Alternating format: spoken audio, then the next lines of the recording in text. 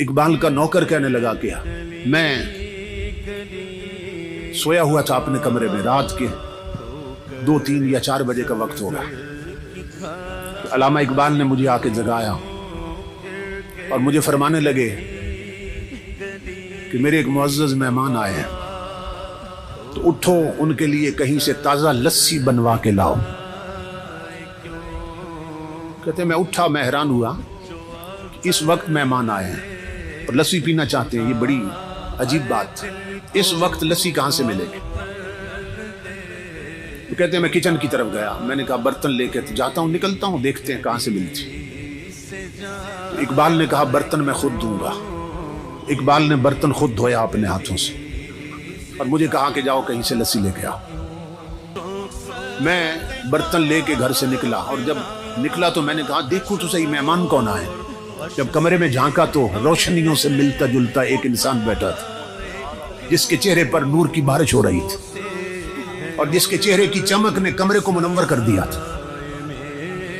कहते हैं मैं बाहर निकला, आंखें मलता जा रहा था, इस वक्त लस्सी कहां से मिलेगी।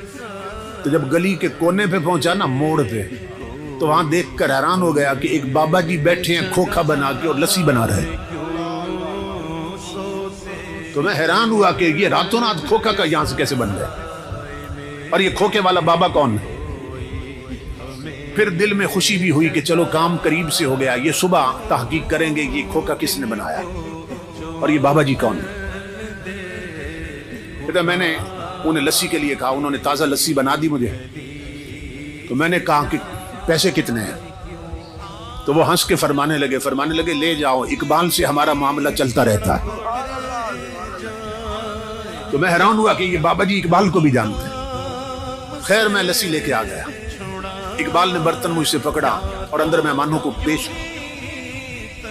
मैं अपने कमरे में बैठा था और सोच रहा था कि अब मेहमान रात रुकते हैं या चले जाएंगे, अभी क्या सूरत हाल बनती। तो मैंने महसूस किया कि मेहमान उठे हैं वापस जाने के लिए।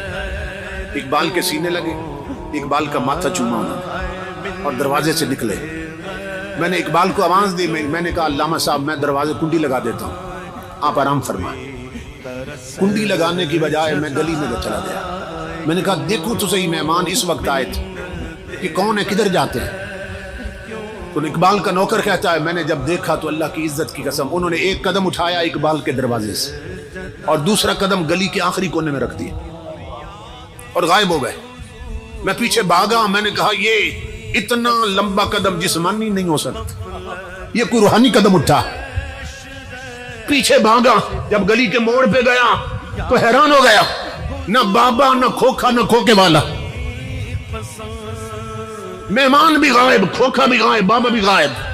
मैं पलट के आया, मैं इकबाल के कदमों पे गिरा। मैंने कहा कलंदर लाहौरी खुदा के लिए मुझे बता ये आने वाले बुजुर्ग कौन थे और वो खोखे वाले बाबा जी कौन थे। इकबाल ने कहा ना छेड़ मलंगना, जब अपना काम करो। मैंने कहा मेरी जिंदगी गुजरी है खिदमत में, खुदा के लिए मुझे बताएं कौन थे। इकबाल ने कहा मेरे साथ एक वादा करो तो बता देता हूं, मेरी जिंदगी में ये राज फाश नहीं करोगे। मैंने कहा अल्लामा साहब मैं वादा करता हूं। इकबाल ने कहा सुन अल्लाह की इज्जत की कसम, आने वाले गरीब नवाज थे, खोखे वाले दाता अली हजवेरी थी। इसी पर इकबाल कहता है फना कैसी बका कैसी, जब उसके आशना ठहरे, कभी इस घर में आ निकले कभी उस घर में जा ठहरे। जो अल्लाह वाले बन जाएं, अल्लाह से लो लगा ले, हुजूर के गुलाम बन जाएं, मौत भी उन्हें मार नहीं सकती, उनकी कब्रें भी जिंदा रहती हैं।